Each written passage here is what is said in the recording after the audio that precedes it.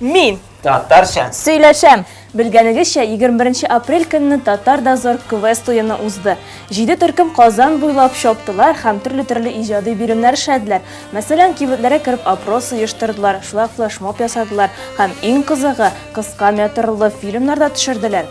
Әлеге уенның төп максаты Татарстан Республикасындагы ике теллекне саклап калу. Һәм иң кызыгы, әлеге уенны Казан гына оештырмады, Шаллы. Түбән Кама Иванова. һәм Җидепула шәһәрләре оештырды. Татар теле, кафе теле, шәһәр теле, смартфон теле, мәчет теле.